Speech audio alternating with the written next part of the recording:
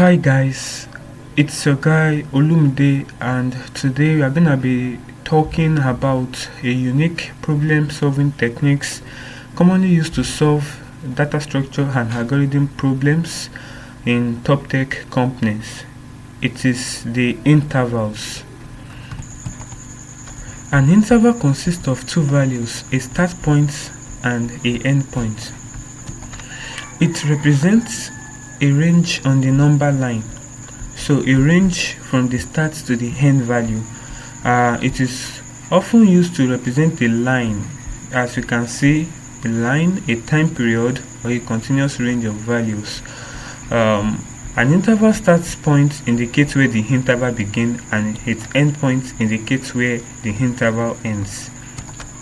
An interval can be open, closed, or half open, depending on whether their start points or the end point are included in the interval. Just like we said, there are two major points for an interval, the start and the end. Now, depending on whether we include this start or end points, we can classify interval into three groups: the closed intervals, whereby both the start and ends are included in the interval. Look, the start and the end. So if you want to write down this interval, you can write it as an interval of 3,8. So as this, but considering this now, we see the open interval because the start and the head point are not included. So it can be something like this.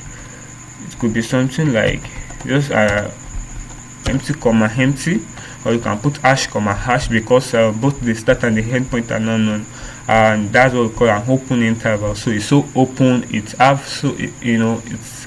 could even contain an infinite range. So you can write it as infinite. So because it is open on the far left, which is minus infinity, plus infinity.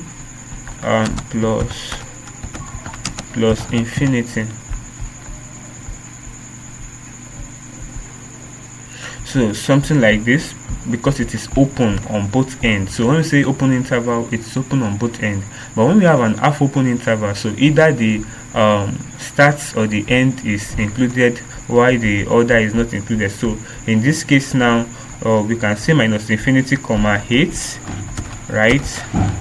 And in this case now, we can say 3 comma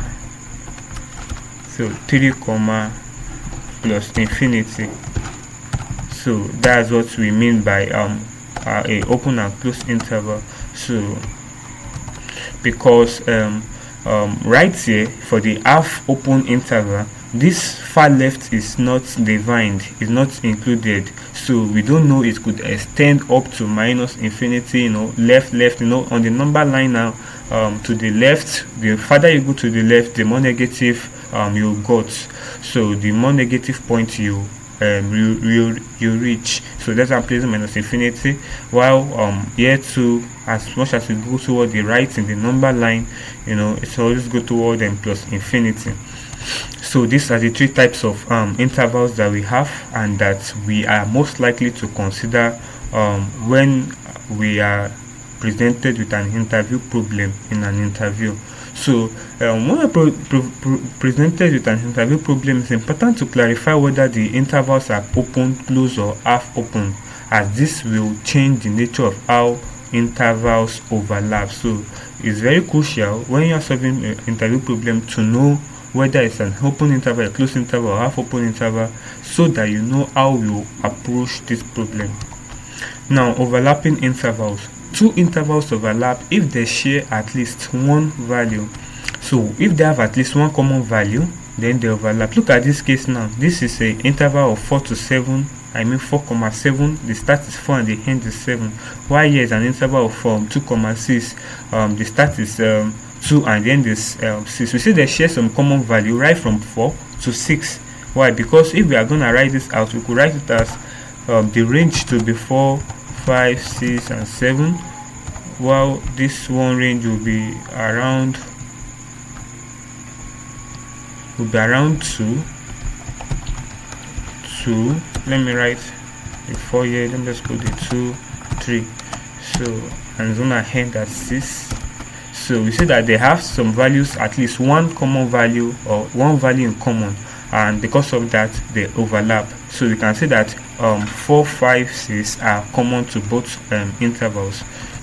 A common challenge in most intervals problem is how to identify and manage these overlaps effectively, how to get them identified that okay fine, this interval and this interval overlaps, and how to identify the overlap. Now if we have to identify the overlap between these two intervals, we are going to tell them that 4, 5, 6 are the point at which they overlap, because these are the commonly shared values. So that's the major challenge, is how to identify and that these two intervals overlaps and how to get their overlaps.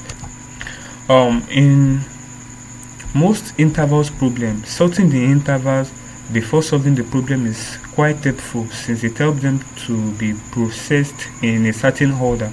So you will get to know, as soon as we start solving intervals problem, you will see that sometimes it's very crucial that we sort this interval before solving them. And what we mean by sorting them is that consider this interval of right here, that is an interval of 4 and 7, and then this other interval right here, that is interval of 2 and 6. So you see that 2 comes like this for this particular interval. The first interval now, 4 is the start, 7 is the end, right? And the second interval has 2 as the start and 6 as the end. So now between both of them, which one will come first?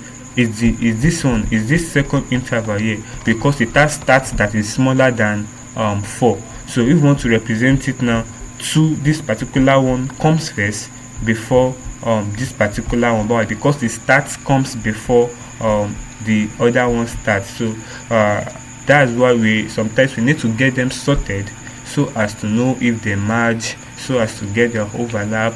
But we will be considering it in our subsequent videos when we are solving DSA problems that involve intervals techniques. But you just need to know that we do sort intervals by their start points. So just like I explained that 2 comes before 4, the start point of this one comes before, is smaller than this, so we do sort them by their start points so that they can be transversed in chronological order. So you just think of it like a course. You are taking a course, and one is 2 to 6, another one is 4 to 7. So you really need to attend the 2 to 6 first, and then before you attend the even though the two of them overlap, but probably when you are done with the 6, you can continue with the other course. But it won't be very wise if you go attend the 4 to 7 before attend. There's no way you can meet up with the 2 to 6 at the beginning if you go and attend the 4 p.m. to 7 p.m. first, right? So that's why we need to do it in chronological order by sorting the intervals, so 2 to 6 comes before 4 to 7. Alright, so far I talked about the fact that interval has 2 major parts, the start and the small. So the start and the end, sorry. So let's look at how it looks like in code, in just a pseudocode format, this Python particularly, and so just like we are going to be having an interval class now, and that will just be having 2 major attributes, the start and the end attributes. So you might be wondering that, okay, how do we represent an interval? So that's what I'm just trying to explain here, that if you want to represent this interval 3,8 now, you necessarily do not need to represent it as a you don't need to represent it as a list like that. You can just represent it as an interval class, whereby we have the start and the end attributes. So we are going to understand more on this in our subsequent video, so we will be solving a problem and explaining the code implementation. Let's consider a real world example now. So